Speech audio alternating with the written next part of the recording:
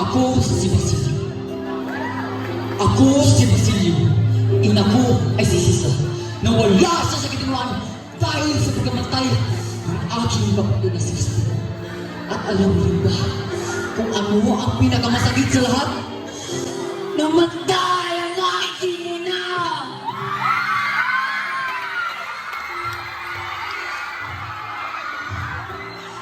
Ngunit mabuti na lang at nariyan si Una, ang aking pinakamamahal na kapitbahay. Ngunit dumating sa punto na, ba't kasi ako?